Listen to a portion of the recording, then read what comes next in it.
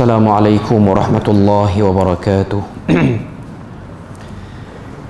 إن الحمد لله نحمده ونستعينه ونستهديه ونستغفره ونعوذ بالله من شرور أنفسنا ومن سيئات أعمالنا. من يهده الله فلا مضل له ومن يضلله فلا هادي له. أشهد أن لا إله إلا الله وحده لا شريك له وأشهد أن محمدا عبده ورسوله.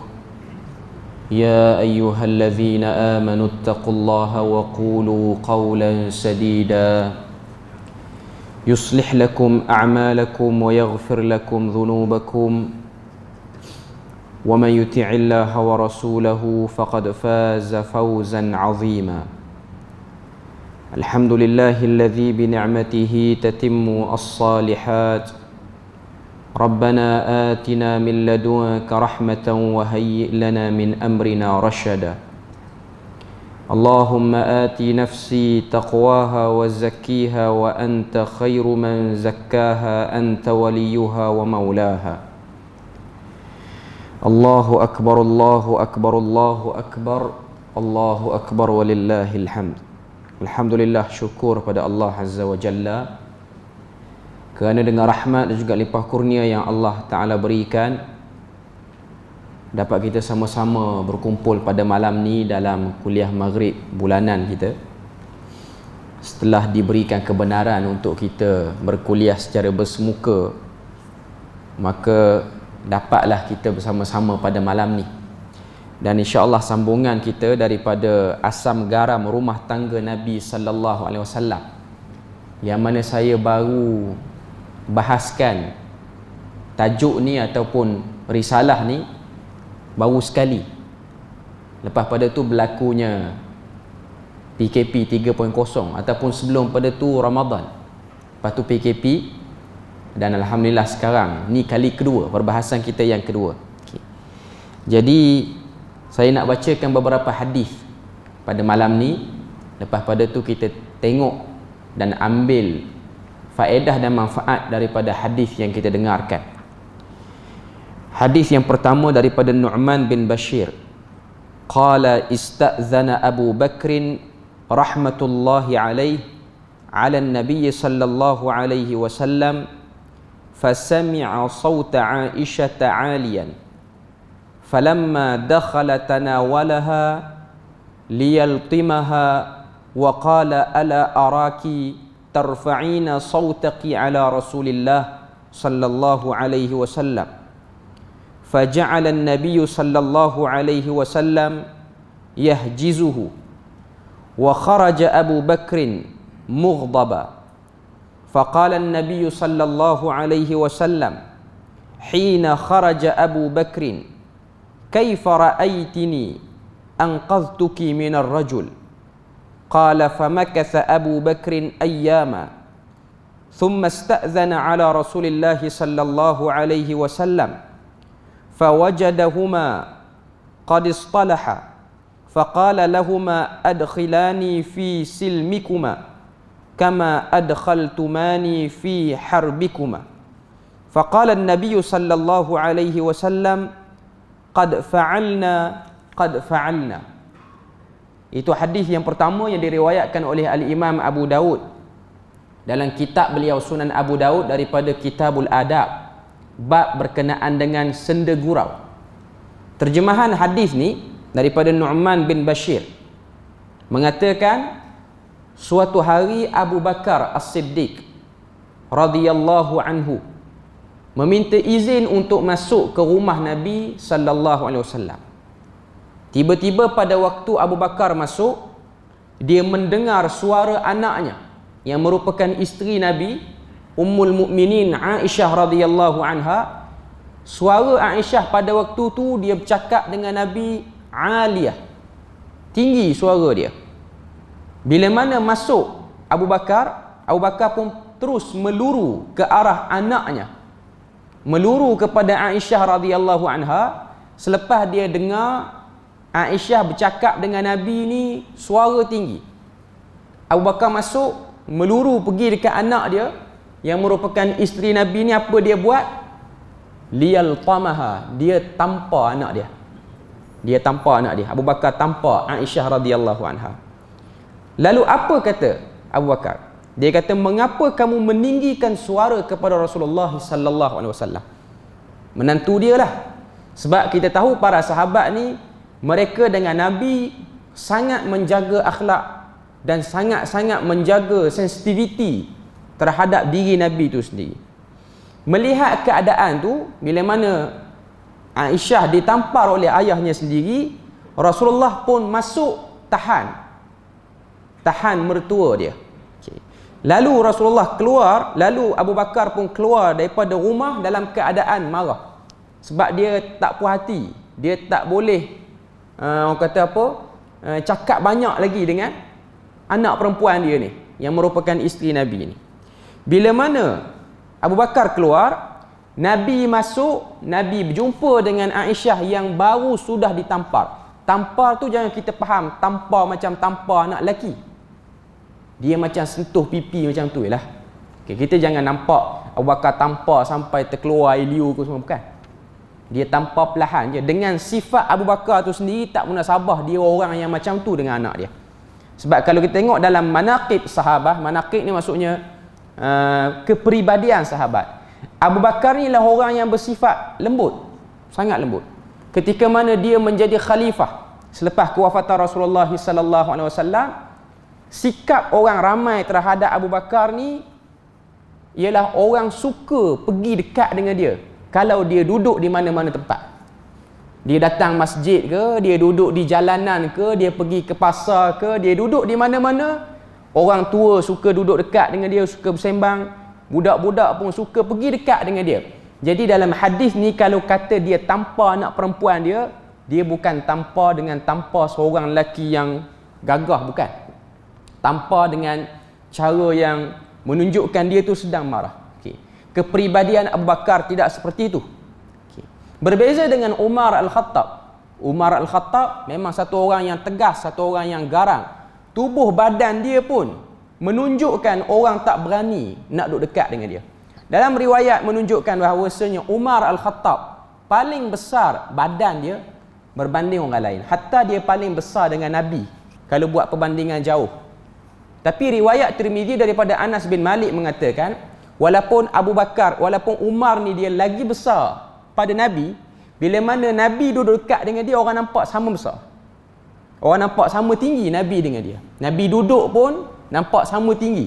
Tapi bila mana Nabi tidak ada, Umar saja ada situ, dia lebih tinggi dan orang akan perasan dia lagi tinggi pada Nabi. Tapi kalau duduk dekat dengan Nabi, orang nampak dia sama tinggi dua orang tu.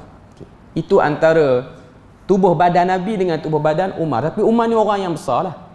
Dalam riwayat menunjukkan kalau dia naik kuda, kaki dia melerik ke tanah. Maknanya orang yang besar. Hari ni orang naik kuda, kaki orang tu dia duduk dekat perut kuda tu. Kuda tu pun bukan kuda besar sangat, kuda biasa je. Dan kuda yang digunakan oleh Umar ni bukan kuda padi, kuda besar. Paling terbaik. Sebab Umar Al-Khattab ni orang yang sangat particular dengan kenderaan. Dia memang pilih kuda terbaik. Kuda dia besar, tapi dia naik, kaki dia mencecah tanah. Dan bila mana dia berjalan, orang rasa dia macam naik kenderaan. Sebab tu ada hadis Nabi SAW pernah larang Umar Al-Khattab tawaf di sekeliling Kaabah dekat sangat dengan Hajar Aswad. Sebab apa? Kawasan tu ramai orang, takut Umar tolak orang. Ada larangan. Umar kata, Nabi kata, la tu'zin nas, jangan kamu sakiti manusia. Okay. Beza dengan Abu Bakar. Umar ni waktu dia jadi Amirul Mukminin, waktu dia jadi khalifah, kalau dia pergi ke masjid, orang tua yang kita andaikanlah suasana, kalau orang tua tu duduk di kaki 5 masjid, semua naik. Takut tengok Umar Al-Khattab. Budak-budak semua lari. Apa tak lari? Kalau kita tengok dalam hadis, Nabi kata syaitan pun lari, apa tak lagi orang. Itu menunjukkan tentang, orang kata apa, Umar Al-Khattab tu sendiri. Tapi Abu Bakar dia beza. Jadi hadis ni, kita balik pada hadis ni, kalau kata Abu Bakar tampar anak dia, bukan tampar dengan tampar orang yang ganas ataupun orang yang gangster lah. Okay. Kita tengok sambungan hadis ni. Bila mana Nabi SAW dengar bertekaknya dua orang ni, ayah dengan anak ni. Nabi masuk, Nabi selamatkan isteri dia. Walaupun Nabi tahu memang hakikatnya Aisyah meninggikan suara kepada dia. Lalu Nabi pun kata kepada Aisyah selepas dia ditampar manja oleh ayah dia, Nabi kata, tengok macam mana aku selamatkan kamu daripada seorang lelaki, iaitu daripada ayah dia. Beberapa hari lepas daripada tu, Abu Bakar pun masuk berjumpa dengan Nabi lagi, pergi lagi ke rumah Nabi. Kali ni Abu Bakar dia tengok dua-dua orang tu cakap elok. Maknanya macam bukan sebelum ni. Sebelum ni Aisyah suara tinggi, dia bercakap macam tengah bergaduh dengan Nabi. Kali ni baru 2-3 hari tengok cakap dengan Nabi elok. Okay. Lalu Abu Bakar pun tanya, sekarang libatkan aku dalam perdamaian kamu. Maksud daripada kata-kata Abu Bakar tu sini ialah, tolong beritahu pada aku apa yang berlaku. Maknanya apa yang sedang berlaku 2-3 hari sebelum ni nampak macam bergaduh, hari ni dah baik pula. Okay. Lepas daripada tu kata Abu Bakar, sebagaimana libatkan aku dalam perdamaian kamu, sebagaimana kamu libatkan aku dalam peperangan kamu sebelum ini. Abu Bakar kata kepada Nabi, ya Rasulullah, tolong beritahu, anak aku ni ada problem ke kahwin dengan kamu ni? Dia ni tak dengar kata ke? Dia ni tak menurut ke, tak patuh ke, ada macam tu, ada macam ni ke? Okey. Apa Nabi jawab? Nabi kata, qad fa'alna. Kami dah berdamai, kami rasa kami tak perlu kongsi benda ni pada orang. Okey, walaupun itu mertua. Okey. Pertama, kita nak cerita tentang perawi hadis ni. Nama dia Nu'man bin Bashir. Nu'man bin Bashir pada waktu ni budak lagi. Bahkan dalam riwayat kata waktu Nabi wafat umur dia pun baru 8 tahun. Sebab tu ada sedikit perbahasan di sisi ahli hadis, periwayatan sahabat-sahabat yang tidak mencapai usia baligh diterima ataupun tidak.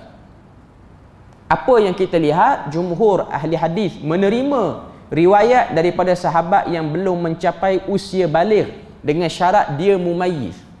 Mumayyiz ni sekitar umur 5 ataupun 6 tahun tu, maknanya dia dah kenal yang ni baik, yang ni buruk apa semua, walaupun dia belum baligh. Jadi Nu'man bin Bashir ni ialah salah seorang sahabat yang kecil, sigharus sahabah, dan dalam kehidupan ataupun dalam periwayatan lain kita tengok Nu'man bin Bashir ni antara bayi pertama yang dilahirkan daripada kalangan Ansar bila mana Nabi sampai ke Madinah. Nabi sampai ke Madinah, bayi pertama bagi pihak Ansar, yakni orang Madinah, yang lahir ialah Nu'man bin Bashir.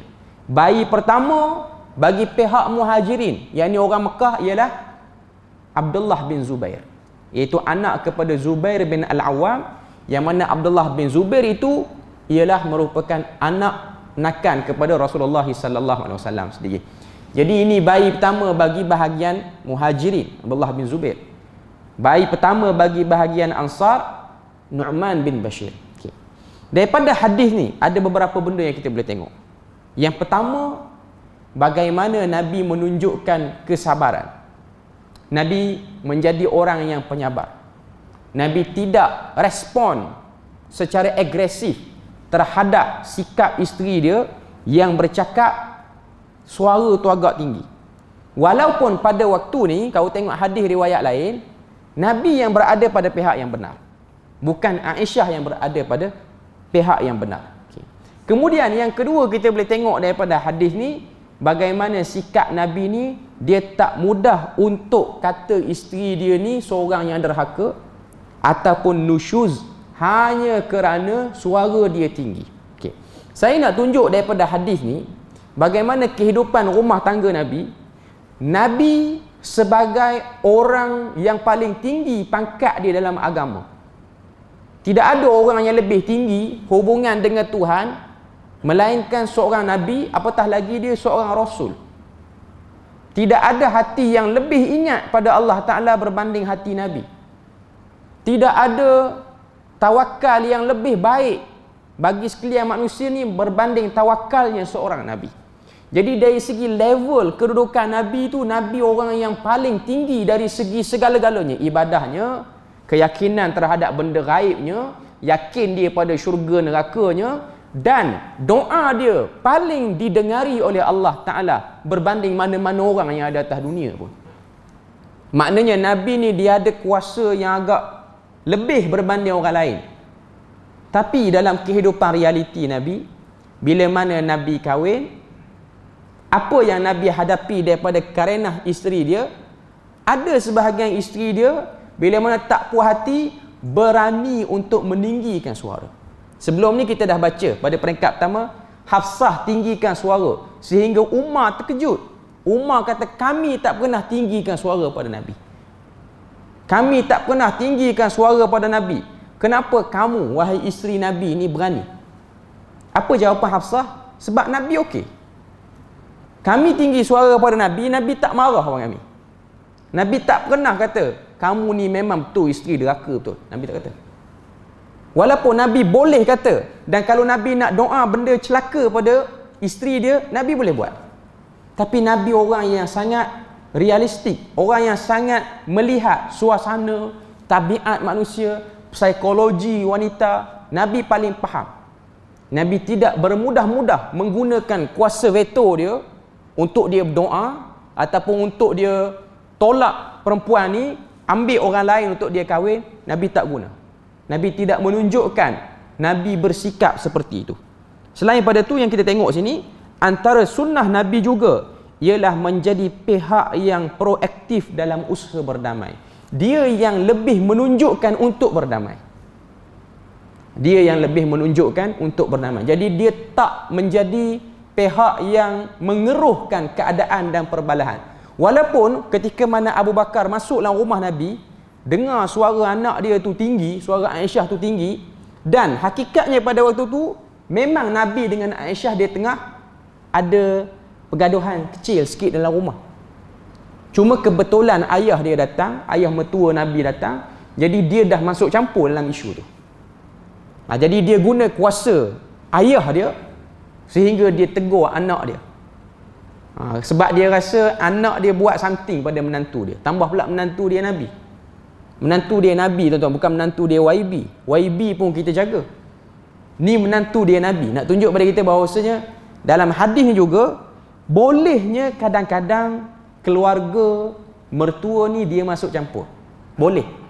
Sebab Nabi tak kata pun kepada Abu Bakar, Nabi tak kata yang eloknya sebenarnya mertua ni tak payah sibuk pun hal ni. Tengok jawapan Nabi bila mana Abu Bakar kata pada Nabi, adkhilani fi silmikuma kama adkhaltumani fi harbikuma. Masukkan aku dalam urusan rumah tangga kamu macam mana kamu libatkan aku dalam urusan peperangan. Abu Bakar kata pada Nabi Muhammad sallallahu alaihi wasallam ketika mana dia tengok anak dia tu suara tinggi. Okey. Tapi apa yang Nabi kata? Nabi cuma jawab qad fa'alna. Qad fa'alna maksudnya kami dah settle dah isu ni. Nabi tak kata tak payah sibuk kot, lepas-lepas pada ni pun kalau dengar kami ada something tak payah sibuk. Nabi tak marah pun.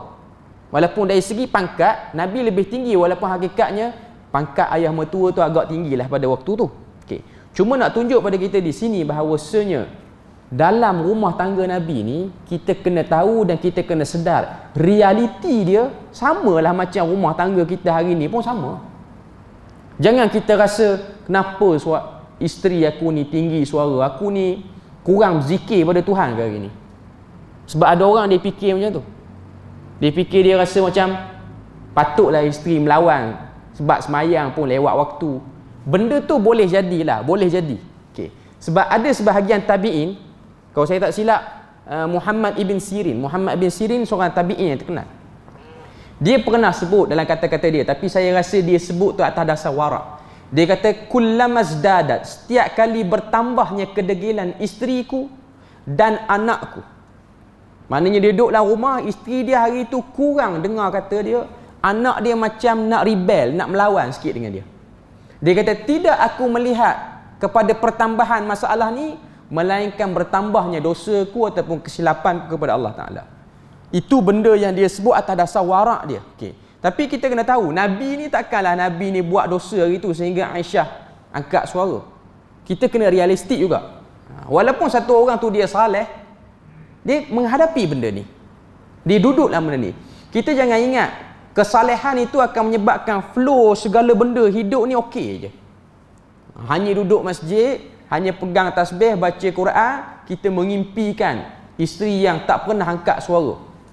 Benda tu boleh berlaku, tapi biasanya dia berlaku dengan sebab veto ataupun isteri tu takut. Okey.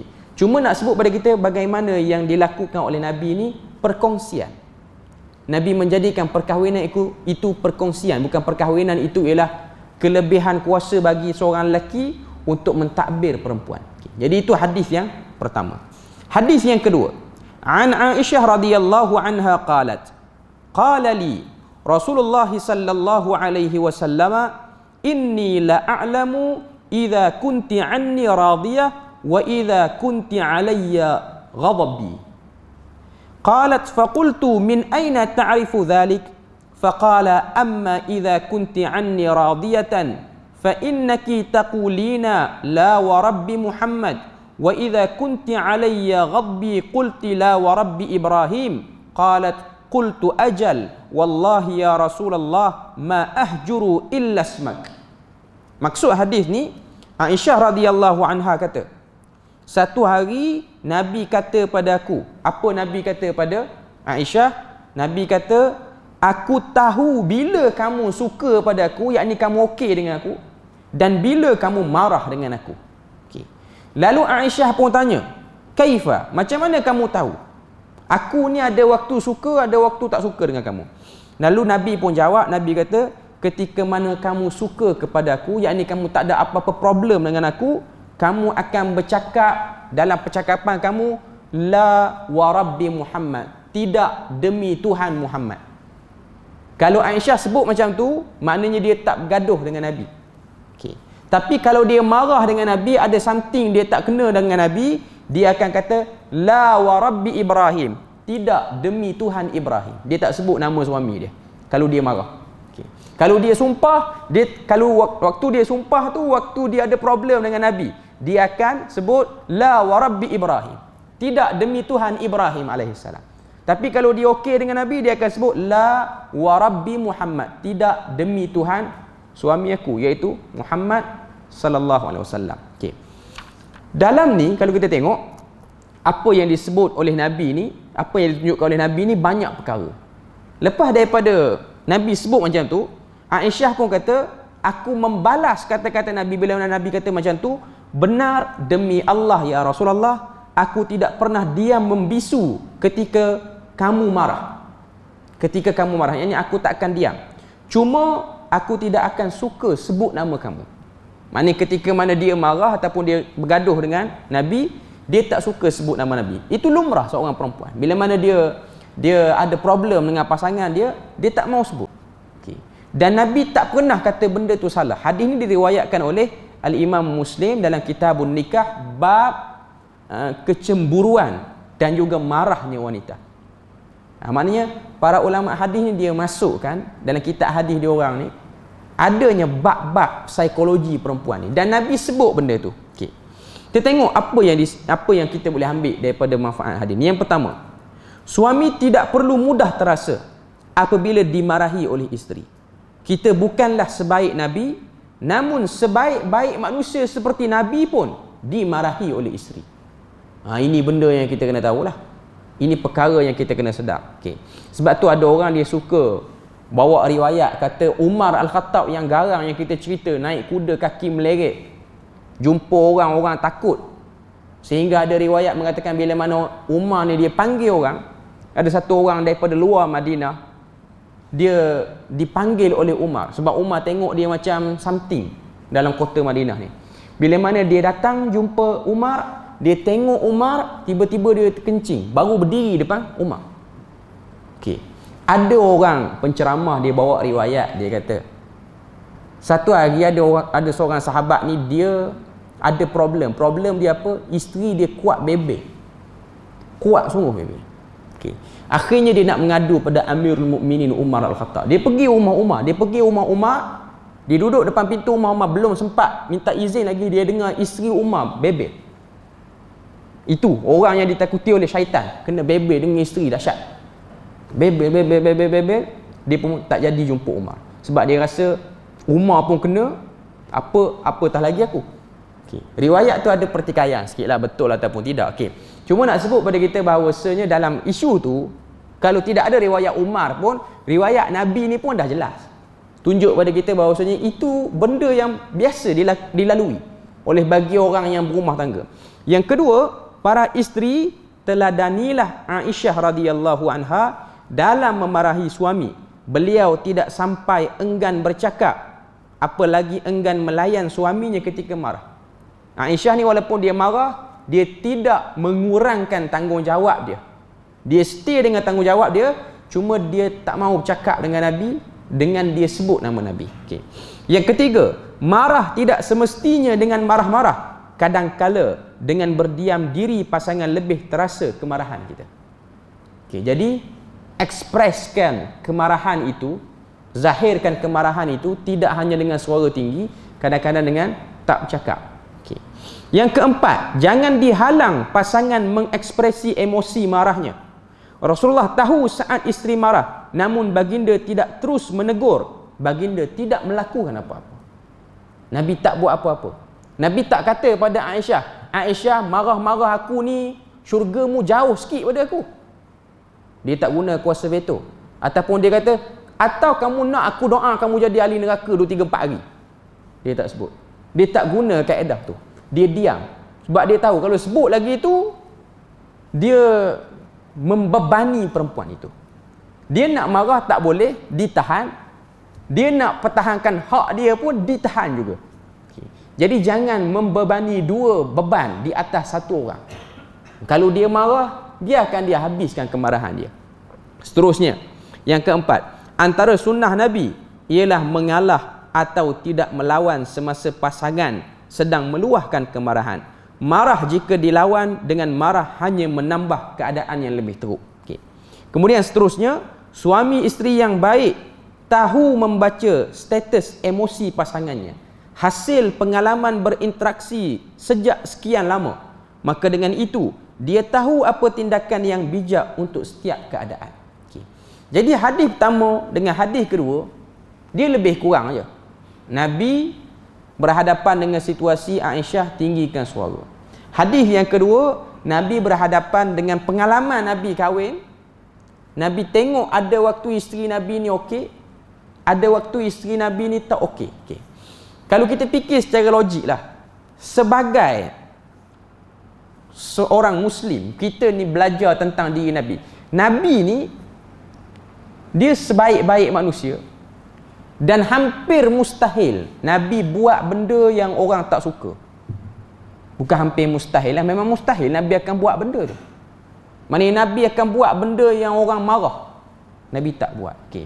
Cuma saya nak sebut sini, secara logiknya, sahabat pun mengakui, sahabat lelaki lah, mengakui Nabi ni lah satu orang yang tak pernah boleh menyebabkan sahabat tu rasa marah dengan Nabi. Tak pernah. Dan Nabi ni pula kalau dia berhadapan dengan situasi benda yang dia tak suka, dia bukanlah orang yang marah-marah dengan cepat. Okay. Cuma dalam hadis ni menunjukkan seorang perempuan itu, walaupun dia tahu suami dia tu seorang Nabi, seorang Rasul, tetap ada bahagian yang dia tak puas hati. Tetap ada bahagian yang dia tak puas hati. Apatah lagi kalau suami dia baru setakat ustaz apa semua. Banyak lagi dia boleh tak puas hati dengan kita. Ataupun kita ni orang-orang yang ada pangkat sikit, banyak dia boleh tak puas hati. Nabi dekat mana yang kita boleh tak puas hati dengan Nabi? Tapi nak kata yang namanya perempuan itu, dia jumpa tempat yang dia tak puas hati. Walaupun itu ialah kekasih Tuhan pun, dia terjumpa juga dengan tempat yang dia nak marah dengan Nabi. Walaupun para sahabat tak pernah terlintas, tak puas hati apa pun dengan Nabi, dia boleh katakan tak jumpalah tempat yang tak puas hati dengan Nabi, sahabat lelaki ni. Tapi yang namanya lumrah rumah tangga ni, dia akan berjumpa. Walaupun suami dia seorang Nabi, seorang Rasul, orang yang paling dekat, orang yang pernah bermunajat dengan Allah Azza wa Jalla. Ini realiti. Sebab ada orang dia nampak rumah tangga Nabi ni tak ada kacau bilau kot. Rumah tangga Nabi ni tak pernah ke isteri dia minta itu, minta ini, merajuk tu, merajuk ni. Tak ada. Sebenarnya rumah tangga Nabi ialah seperti mana yang kita hadapi hari ni, seperti mana yang kita dengar orang-orang yang dah rumah tangga hari ni, cerita yang sama, Sebab ianya ialah berkaitan dengan psikologi dan emosi lelaki dan perempuan. Okey. Seterusnya, hadis yang ketiga.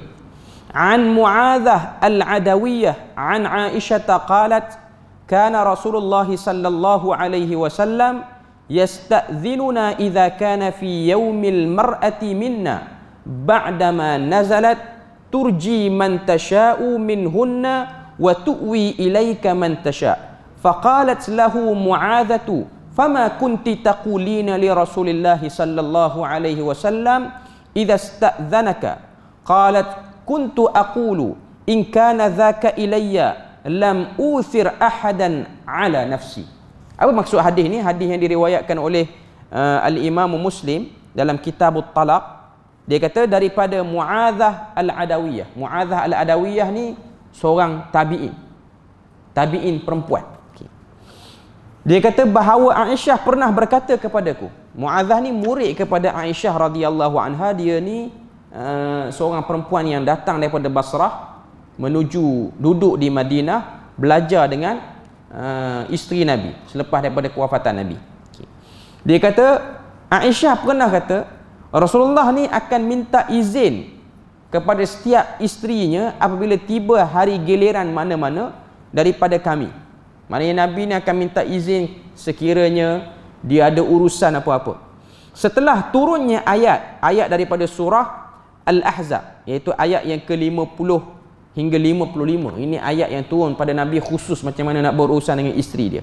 Yang mana ayat tu maksud dia, kamu boleh bertangguh menggauli siapa sahaja yang kamu kehendaki antara mereka dan boleh menggauli siapa sahaja yang kamu kehendaki. Maksud ayat ni ialah nak beritahu kalau Nabi nak potong queue giliran isteri lain. Isteri Nabi ni Nabi nak tukar hari ni Nabi boleh buat. Tapi dengan syarat Nabi kena minta izin. Kemudian Mu'adzah bertanya, apa yang engkau katakan kepada Rasulullah jika baginda meminta izin? Jawab beliau, aku katakan jika perkara ini terserah kepadaku, maka aku tidak akan utamakan orang lain berbanding diriku sendiri. Okay. Hadis ni nak cerita apa dia? Aisyah kata, Nabi ni kalau dia nak potong, maknanya hari ni hari Aisyah, tapi dia nak pergi ke orang lain, dia kena minta izin pada Aisyah radhiyallahu anha. Okay.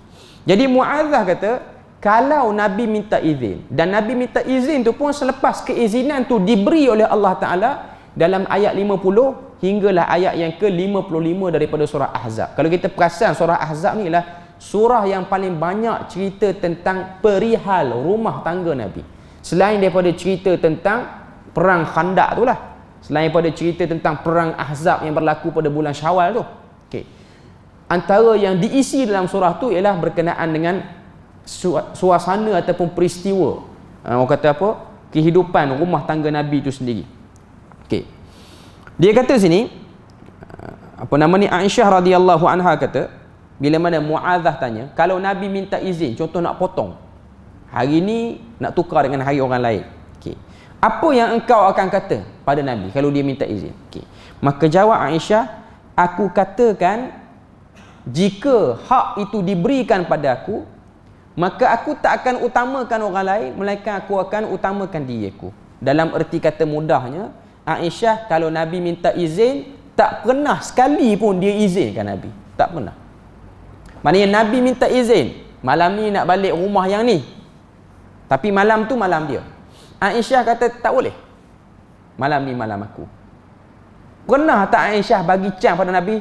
Tak pernah. Tak pernah. Sepanjang kahwin dengan Nabi, kalau minta izin dengan Aisyah, tak ada. Nabi tak pernah bagi.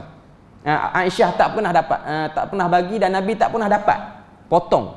Orang kata apa? Hari giliran Aisyah radhiyallahu anha tu sendiri. Okay. Kita tengok pengajaran daripada hadis ni, apa yang disebut. Antara sunnah Nabi dan juga sunnah kepada orang yang kahwin, sunnah ni bagi orang yang poligami sajalah. Bagi orang yang tak ada poligami, dia tak boleh nak minta izin pergi cakap dengan perempuan lain. Memang dia tak boleh dah pun. Okay. Dia nak bergilir dengan isteri dia yang kedua, ketiga dan keempat. Okay. Dia kena minta izin sekiranya hari itu ialah milik isteri sekian untuk dia pergi ke isteri yang lain. Sebab Nabi pun buat benda tu, menunjukkan pada kita bahawasanya perempuan, wanita, isteri itu ada hak dan dia boleh pertahankan hak itu. pasangan pemilik hak pula boleh menolak ataupun menerima mengikut kepada kehendak diri dia. Dia nak terima boleh, dia tak nak terima boleh. Dan si suami tak boleh marah, tak boleh memberontak. Bila mana apa yang dia minta tu dia tak dapat. Okay. Dalam hadis ini, hari giliran Rasulullah bermalam di rumah ialah hak para isteri masing-masing. Nabi akan bergilir-gilir bermalam di rumah isteri berlainan sehingga selesai satu pusingan. Maka hanya selepas beberapa hari bermalam dengan si isteri, dengan isteri terakhir, baru Nabi kembali bermalam di rumah isteri pertama semula. Melainkan Sayyidatina Saudah binti Zam'ah. Sebab Saudah binti Zam'ah ni memang dia dah sedekahkan hari dia kepada Aisyah radhiyallahu anha. Jadi Aisyah ni dia ada lebih hari pada orang lain. Tu pun kalau minta izin nak potong kiu tak bagi juga, lebih daripada orang lain pun. Sebab sifat dia memang macam tu. Sebab dia pun masih budak lagi. Maknanya orang lain mungkin dapat sehari je dalam seminggu, dia dah 2 hari dalam seminggu. Tapi kalau Nabi minta izin pada dia untuk kemudiankan hari dia, dia tak bagi, walaupun dia dah dapat lebih pada yang lain-lain. Okay. Jadi Sayyidatina Saudah binti Zam'ah ni, dia lepaskan hak dia pada hari-hari yang lain. Maknanya sebab dia pun dah tua, dia cuma nak jadikan diri dia tu ada hubungan dengan Nabi saja. Dia nak jadikan diri dia tu ada hubungan. Dia tak kisah sangat Nabi nak tidur rumah dia ke Nabi tak nak tidur. Okay. Maka Nabi tidak tidur bermalam di rumahnya kerana beliau telah menghadiahkan hak tersebut kepada Aisyah radhiyallahu anha. Maka Aisyah mendapat 2 hari bermalam dengan Nabi dalam satu-satu pusingan. Tu pun tak bagi. Seterusnya yang kedua, ayat yang dimaksudkan dalam hadis ini iaitu ayat yang bermaksud kamu boleh menangguhkan menggauli siapa sahaja yang kamu kehendaki antara mereka dan boleh pula menggauli siapa sahaja yang kamu kehendaki, ialah ayat 51 dari surah Al-Ahzab. Daripada ayat 50 hingga ayat yang ke-55 surah ini, Allah merakamkan beberapa hukum khas untuk Nabi yang berbeza dengan umatnya. Kita boleh tengok Quran, kita tengok terjemahan dan kita tengok apa yang Nabi tunjukkan dalam rumah tangga Nabi. Ramai yang tidak perasan tentang surah Ahzab ni, tentang adanya ayat-ayat yang cerita tentang benda ni. Okay. Jadi ini benda yang kita boleh tengok daripada apa yang ditunjukkan oleh Nabi sallallahu alaihi wasallam. Satu lagi hadis yang terakhir untuk malam ni saya nak baca. An Aisyah radhiyallahu anha anna an-nabiy sallallahu alaihi wasallam kana idza kharaja aqra'a baina nisa'ihi fatarat al-qur'atu li Aisyah wa Hafsah.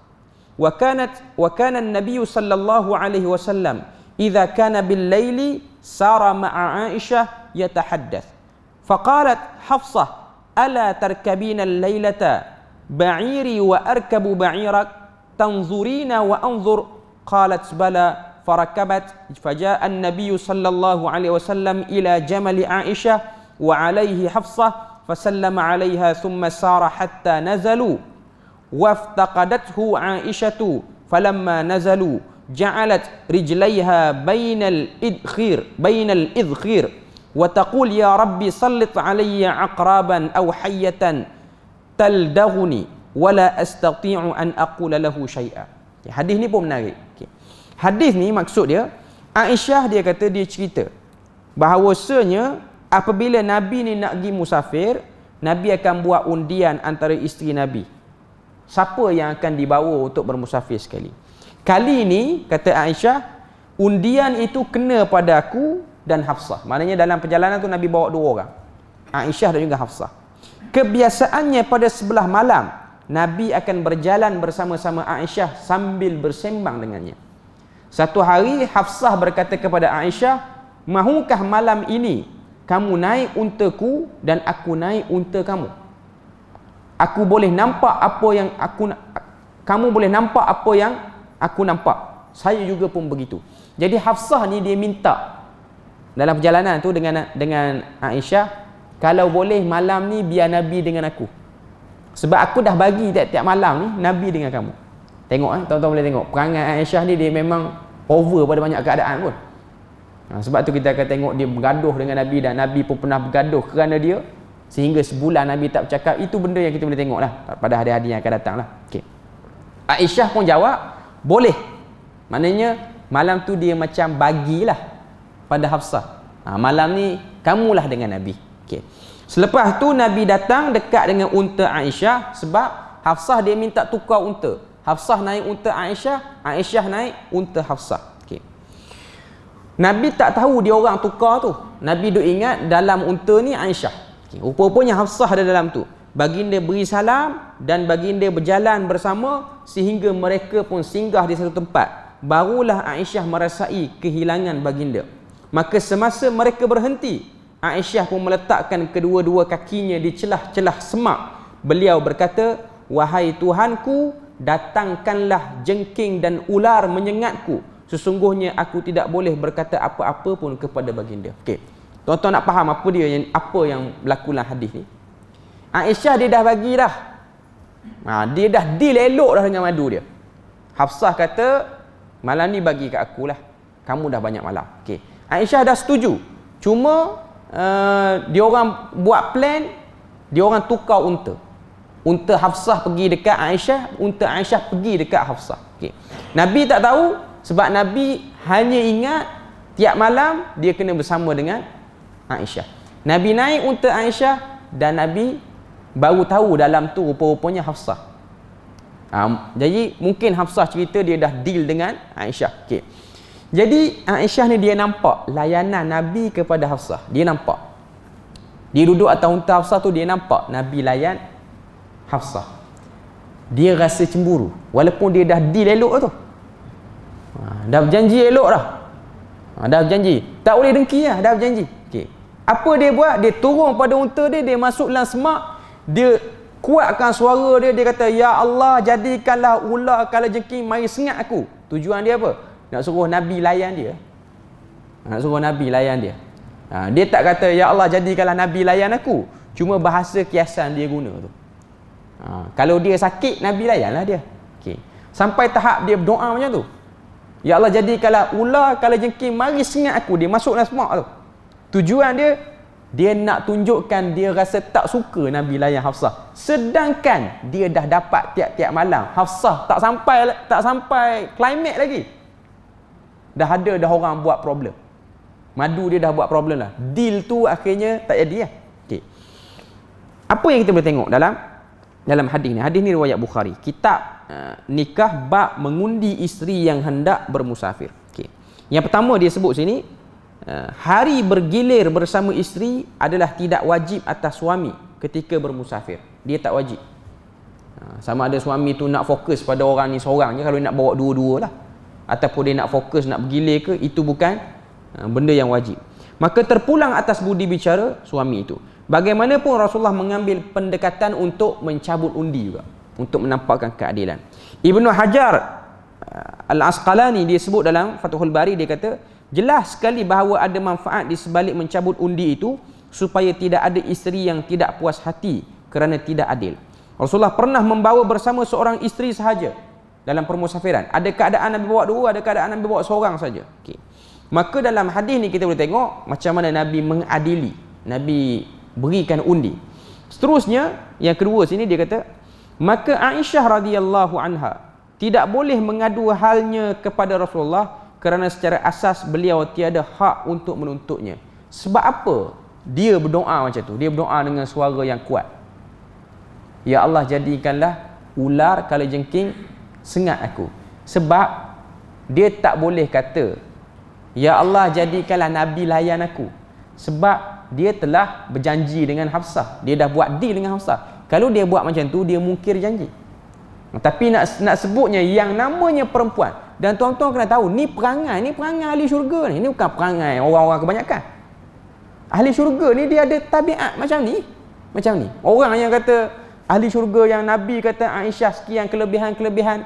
Nabi kata fadli Aisyah, kelebihan Aisyah ke atas semua perempuan atas dunia ni seperti mana lebihnya sarid ke atas semua makanan. Sarid tu ialah sejenis makanan yang paling sedap bagi zaman Nabi itulah.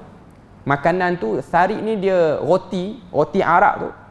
Dia masak sekali dengan daging dalam satu lauk. Sehingga jadi macam, orang kata apa, macam pekat lah. Tapi itu makanan yang Nabi suka. Makanan yang Nabi suka. Nabi kata Aisyah ni lebih berbanding orang perempuan lain. Tapi kita tengok hadis ni, Aisyah ni lah yang mengada sikit lah istilah kita, mengada sikit lebih pada yang lain. Okay. Dengan sebab dia tu lebih muda berbanding isteri-isteri lain.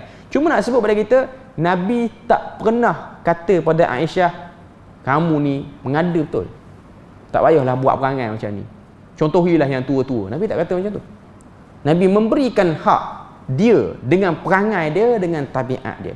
Jadi inilah realiti rumah tangga Nabi yang kita boleh tengok. Nabi menghadapi, orang kata apa, kenakalan ataupun perangai tabiat kerana isteri dia.